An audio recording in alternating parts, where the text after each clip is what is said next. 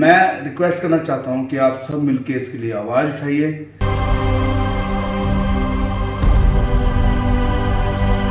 कि ज्यादा से ज्यादा उन लोगों को सजा मिले, सख्त से सख्त सजा मिले जिन लोगों ने ऐसी करतूत की है।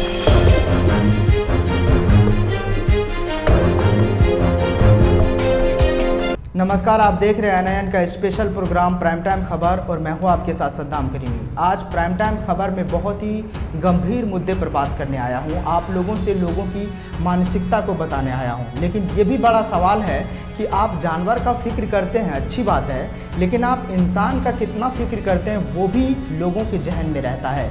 बहरहाल आप कितने इंसाफ पसंद और इंसानियत से मोहब्बत करते हैं, इसका पता आपके इर्द गिर्द वाले लोगों के साथ आपके रवैये से मालूम होता है। दूसरा तब मालूम होता है जब किसी भी इंसान के साथ जुल्म हो रहा है। उस वक्त आपका अमल कैसा है, आप उस घटना के बारे में कैसे सोचते हैं, वो आपके इंसानियत को दर्शाता है। अब आप अपने हमसायों इर्द गिर्द वाले लोगों के लिए आवाज़ नहीं उठाते, तो मेरी आपसे अपील है कि जो उन लोगों के लिए आवाज़ उठाते हैं प्लीज़ उनको ना रोकें, न डरें न डराएं। जब आप इंसानी जुल्म के ख़िलाफ़ सतर्क नहीं तो फिर कैसे आपकी बात से समझ लिया जाए आप जानवरों के हुकूक की फ़िक्र करते हैं। जनाब, जानवर की फ़िक्र करना बहुत अच्छी बात है, पर पहले जाइए अपने आसपास के लोगों और इंसानों पे हो रहे जुल्म पर बात कीजिए। इंसान पर हो रहे जुल्म पर अपना स्टैंड रखिए, फिर जानवर की बात होगी। आपका अपना अमल इंसान के साथ अच्छा नहीं है और आप जानवर के लिए बड़ी बड़ी बातें कर रहे हैं। लेकिन आगे बढ़ने से पहले वो तस्वीर दिखाना चाहूँगा जो गर्भवती हथनी कुछ देर बाद अपनी ज़िंदगी खो बैठी। आइए ज़रा उस वीडियो का छोटा अंश देखते हैं।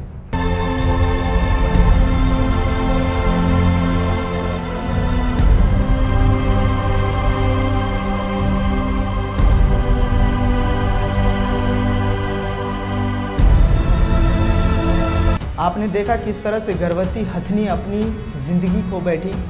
हालांकि ऐसा किसने किया, दोषी पर कार्रवाई होनी चाहिए और हो भी रहा है। केरल में छटपटाती गर्भवती हथनी वेलियार नदी में 3 दिन तक सूड डुबाए खड़ी रही। आखिर में ज़िंदगी की जंग हार गई। एक गर्भवती हथनी को अनानास में विस्फोटक लगाकर खिला दिया गया, जिससे उनकी मौत हो गई क्योंकि इंसान ने उसकी भूख का फ़ायदा उठाया। हथिनी ने विश्वास करके उस अनानास को खा लिया जिसमें विस्फोटक लगा था। यानी भरोसा खत्म सिर्फ हथिनी या गर्भ में पल रहे उनके बच्चे का ही नहीं हुआ, बल्कि उस भरोसे का भी हुआ जो उस जानवर ने इंसान पर किया था।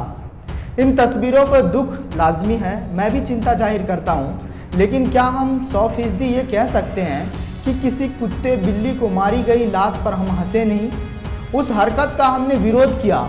सड़क पर खड़े किसी गधे का हमने मजाक नहीं बनाया। जंगल से टूरिस्ट की तरह गुजरते हुए जंगली परिवेश की इज्जत की। पक्षियों, जानवरों और पर्यावरण के प्रति हमारी संवेदनशीलता को लेकर ऐसे सवालों की लंबी फहरिस्त है जिसे बताऊं तो आप भी सिहर उठेंगे। लेकिन जिस दिन इनके लिए जाग जाएंगे तो बेहतर होगा। जानकारी का अभाव एक अलग बात है, लेकिन करुणा तो इंसान के स्वभाव का आभूषण है, उसे खोने ना दें।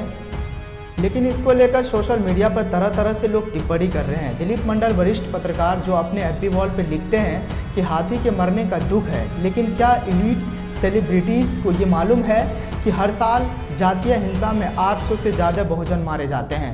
ये national crime record bureau 2008 volume 2 chapter 7 page number 510। उनके मारे जाने पर इन लोगों से एक बोल नहीं फूटते। लेकिन आगे बढ़ने से पहले पंजाबी सिंगर दिलेर मेहंदी ने क्या कुछ कहा है वो जरा सुनते हैं। मैं रिक्वेस्ट करना चाहता हूं कि आप सब मिलकर इसके लिए आवाज उठाइए कि ज्यादा से ज्यादा उन लोगों को सजा मिले, सख्त से सख्त सजा मिले जिन लोगों ने ऐसी करतूत की है और कोई दोबारा ऐसी करने की कोशिश ना करे। ये सब ऐसे दुष्ट लोगों की वजह से होता है जो बेजुबान लोगों को, बेजुबान जानवरों के ऊपर अत्याचार करते हैं, जो जानवर बोल भी नहीं सकते। और वैसे भी एलिफेंट की तादाद इतनी कम रह गई है, बहुत कम रह गई है कि रेयर ही देखने को मिलेंगे। तो ऐसे लोगों को, वो भी केरला के अंदर साउथ में, जहाँ पे एलिफेंट के सिर पे बहुत सारे काम किए जाते हैं, पूजा जाता है। आपने ठीक कहा, लेकिन आप ज़्यादा तनाव में मत आइए, ज़्यादा आक्रोश में मत आइए। अगर आ गए हैं तो गुस्सा को शांत करने के लिए नेशनल इंडिया न्यूज़ का प्राइम टाइम देखा कीजिए। हमें ये नहीं भूलना चाहिए कि जब बहुजनों की लिंचिंग होती है, जब इंसान को भीड़ पीट पीट कर मार देती है, उस वक्त भी हम सबको एकजुट होकर आवाज़ उठानी चाहिए। बहरहाल सत्ताधारी पार्टी के बड़े बड़े नेता ट्वीट कर दुख जाहिर कर रहे हैं। जनाब, हमें भी दुख है, लेकिन जब बिहार के गोपालगंज में 3 बहुजनों की हत्या कर दी जाती है, वहाँ की सरकार और बीजेपी के मंत्री चुप बैठे रहते हैं, लेकिन विपक्ष के नेता परिजनों से मिलने जाते हैं तो उन्हें नज़रबंद किया जाता है। हालांकि ये कहना गलत नहीं होगा कि हथनी की मौत पर राजनीति रोटियां सेके जाने लगी है। लिहाजा मुझे ये कहने में कतई गुरेज नहीं होगा कि कोरोना जैसे बड़े संकट और मजदूर जैसे गंभीर मुद्दा से बीजेपी सरकार केंद्र में मोदी की सरकार भटकाने की कोशिश कर रहे हैं। इस पर आपकी क्या राय है, आप हमें कमेंट बॉक्स में ज़रूर बताएं। आपके कमेंट का स्वागत किया जाएगा। आप देख रहे थे NIN का स्पेशल प्रोग्राम प्राइम टाइम खबर। जय भारत। चैनल को सब्सक्राइब नहीं किया है तो प्लीज़ सब्सक्राइब कीजिए और ताज़ा अपडेट पाने के लिए बेल आइकन को दबाना ना भूलें।